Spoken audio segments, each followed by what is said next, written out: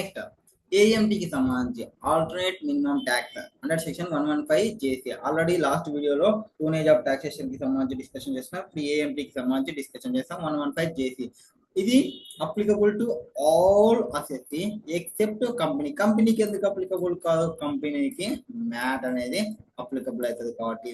ఇప్పుడు ట్యాక్స్ ఎంత పే చేయాలి ఏఎంటీ ప్రకారంగా అంటే హయ్యర్ ఏమంటారు, higher tax payable as per normal provision. Normal provision అంటే 25% కానీ 30% కానీ ఉంటే ఆ రేట్స్ అనమాట.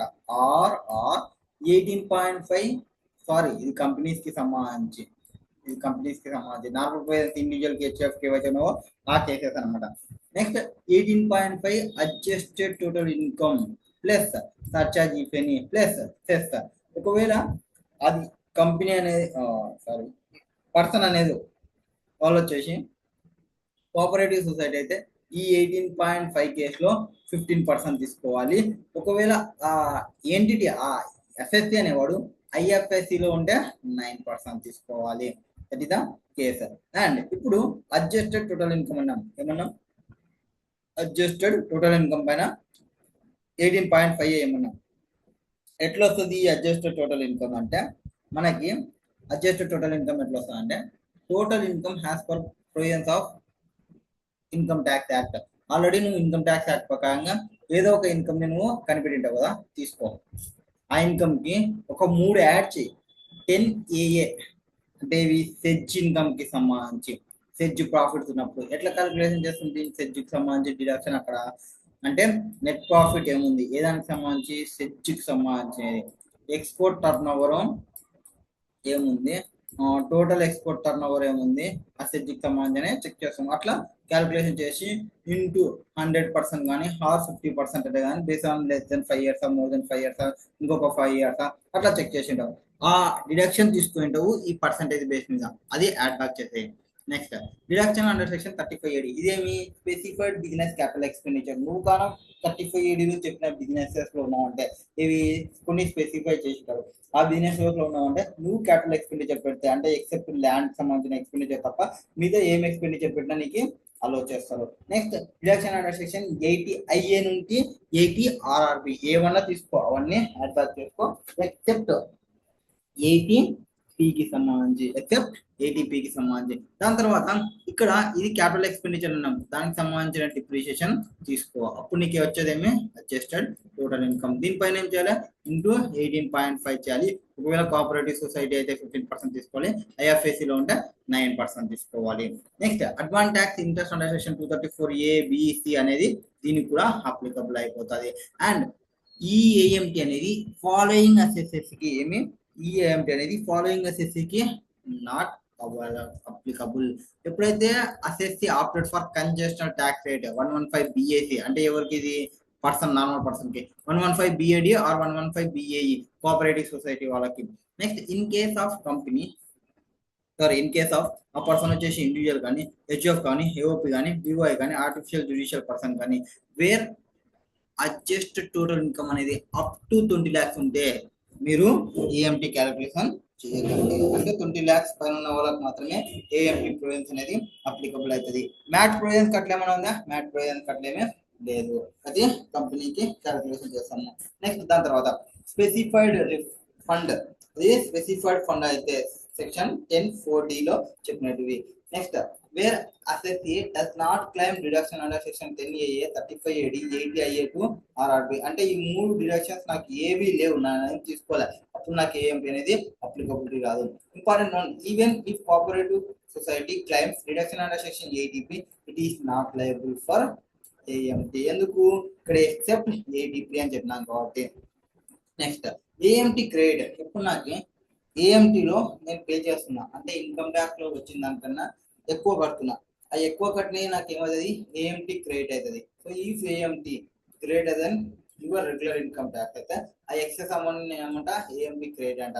దాన్ని ఏం చేయాలి క్యారీ ఫార్వర్డ్ చేసుకోవచ్చు. ఎన్ని ఇయర్స్ కి 15 years కి క్యారీ ఫార్వర్డ్ చేసుకోవచ్చు regardless of whether AMT applies in future year or AMT credit నువ్వు యూటిలైజేషన్ చేసుకోవచ్చు. ఎప్పుడు రెగ్యులర్ ట్యాక్స్ నువ్వు పే చేయాల్సినది ఎక్కువ ఉంటే ఏఎంటీ కంటే ఆ డిఫరెన్స్ అమౌంట్ ఏఎంటీకి చేసుకోవాలి, రిమైనింగ్ మళ్ళీ క్యారీ ఫార్వర్డ్ అవుతుంది. నెక్స్ట్ మ్యాట్ మ్యాట్ ఏం చెప్తుంది?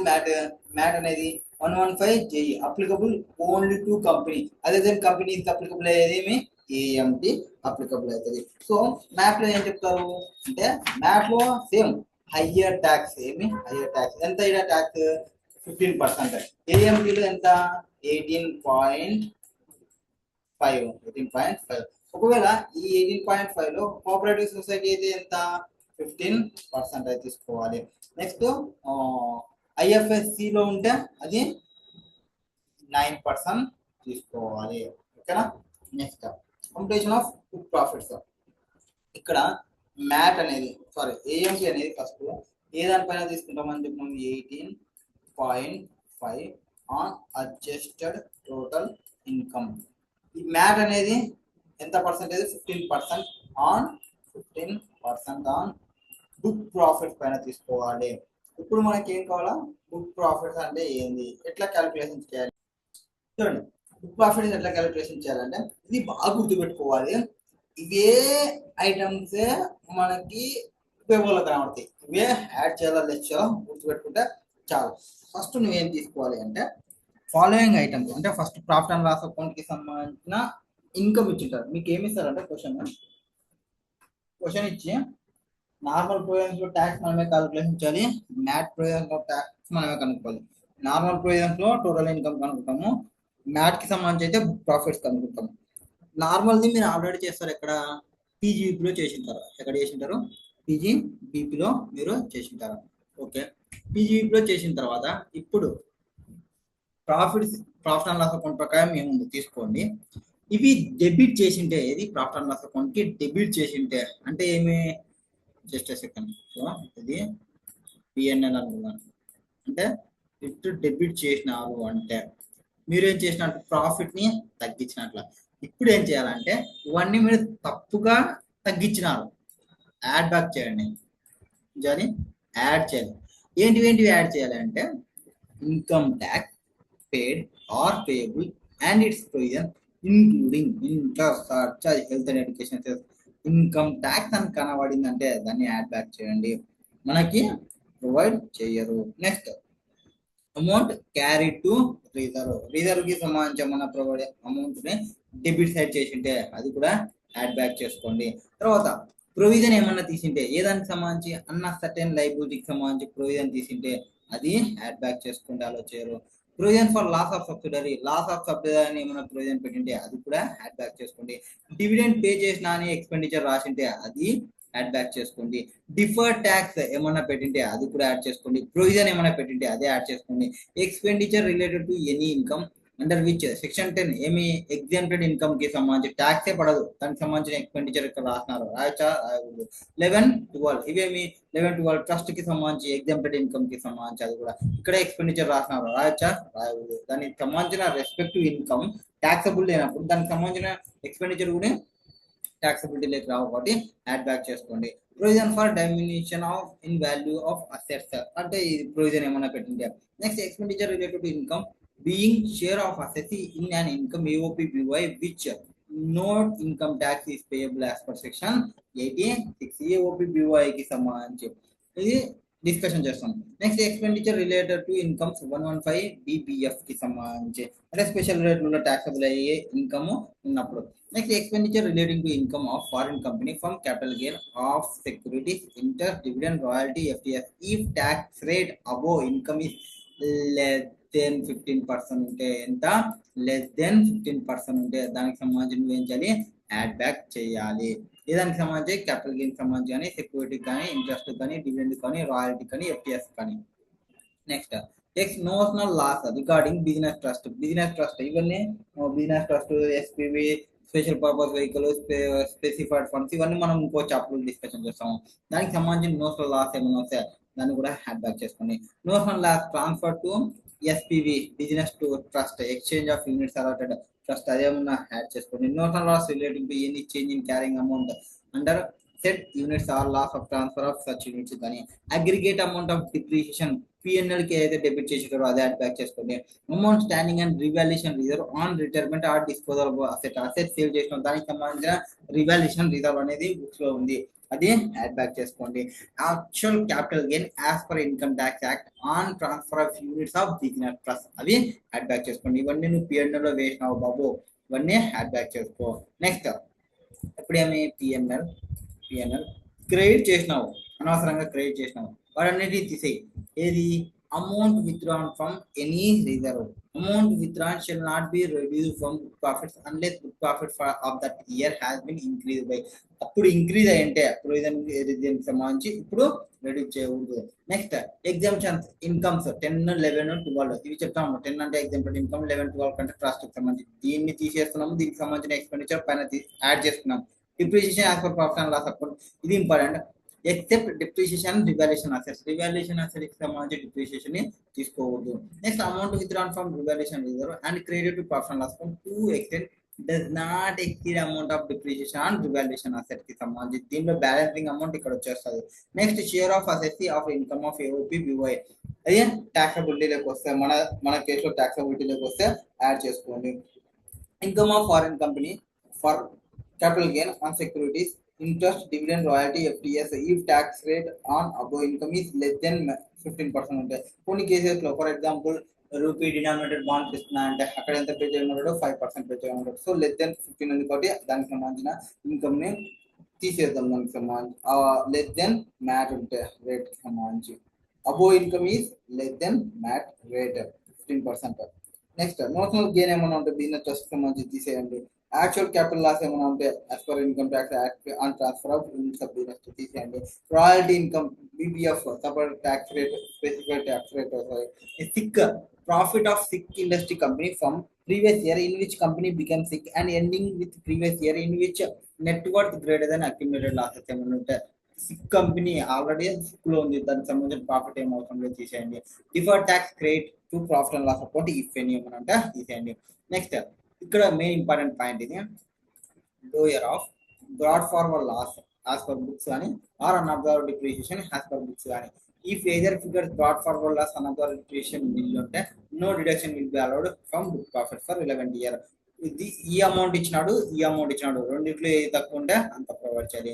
Next aggregate amount of unabsorbed depreciation and loss of brought forward loss in case ఒకవేళ company and its subsidiary and subsidiary of subsidiary where tribunal on application moved by central government under section 241 has suspended board of such company and appointed new director who nominated by central government company against whom application for corporate. ఇక్కడ నేను ఏం చెప్పినా lower తీసుకోమని చెప్పిన, ఇక్కడ రెండు తీసుకుంటాము aggregate amount another depreciation plus loss ఎప్పుడు ఈ కేసెస్ కి సంబంధించి ఉన్నప్పుడు, ఒకవేళ సిఆర్పికి పోయినా కానీ లేదా కంపెనీకి సంబంధించి ట్రిబ్యునల్ అప్లికేషన్ దగ్గర ఉంటే. సో మీకు ఎప్పుడైనా ఐపీసీ కనబడిందంటే రెండు తీసుకోండి.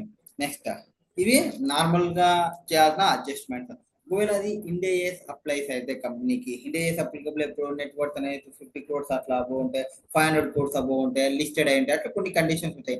ఆ కండిషన్స్ అప్లికబుల్ అయ్యి ఇండియాస్ అప్లికబుల్ అయినా అనుకోండి, వాళ్ళు అడిషనల్ గా పైన చేసినటువంటి చేసి ఫాలోయింగ్ మోర్ అడ్జస్ట్మెంట్స్ అనేది చేయాలి. ఫస్ట్ పైన చేసినటువంటి చేయాలి, తర్వాత వాళ్ళకి ఓసిఐ అకౌంట్ అనేది ఒకటి మెయింటైన్ చేస్తున్నారు, దానికి సంబంధించి యాడ్ బ్యాక్ చేయాలి. ఏవి all amounts credited to OCI in profit and loss account under head item that will not be reclassify. Head ని ఫాలో అవుతుంటారు ప్రాఫిట్ అండ్ లాస్ అకౌంట్ లో, లాస్ట్ లో కింద ఫేస్ ఆఫ్ ద హెడ్ లో కింద ఉంటాయి ఐటమ్స్ రీక్లాసిఫైడ్, నాట్ రీక్లాసిఫైడ్ అని. ఆ నాట్ రీక్లాసిఫైడ్ ఐటమ్స్ ని తీసుకొని యాడ్ చేసుకోవాలి. But except revaluation surplus of from assets కి సంబంధించి, క్యాపిటల్ కి సంబంధించి, gain or loss from investment in equity అంటే కూడా దానికి సంబంధించి అది పక్కన తీసేసి OCI as per Ind AS 109. So this two exceptions will be credit to profit and loss account of the year in which dispose అయినప్పుడు, కాబట్టి అవి పక్కన తీసుకోండి. ఆల్ అమౌంట్స్ ఏవైతే క్రెడిట్ చేసినామో వాటిని హ్యాండ్ బ్యాక్ చేసుకోండి. Next amount debited to profit and loss account and distributed non cash assets to share holders in demerger కి సంబంధించి నాన్ క్యాష్ అసెట్స్ ఏమైనా వస్తే డిస్ట్రిబ్యూషన్ చేసింది అవి హ్యాండ్ బ్యాక్ చేసుకోండి. తర్వాత ట్రాన్సిషన్ అమౌంట్ అనేది ఒకటి ఇస్తారు, దాంట్లో 1/5 మాత్రమే తీసుకోవాలి, వాళ్ళు ఫుల్ తీసుకుంటారు. తీసుకోవద్దండి, ఫుల్ తీసుకోవద్దు, 150 మాత్రమే తీసుకోండి. Less all amount debited to OCI in profit and loss account 100 items that which are not reclassified to profit and loss account. ఇక్కడ చూడండి, ఏవైతే క్రియేట్ చేసినారో వాటినే నేను యాడ్ చేస్తున్నా. అంటే ఆల్రెడీ వాళ్ళు క్రియేట్ చేసినారు, బట్ ఇది పిఎన్ఎల్కి కాదు, అంటే నాకు ప్రాఫిట్ లో వచ్చి లేకుంటుంది కాబట్టి ఇప్పుడు నేను యాడ్ చేసుకుంటున్నా.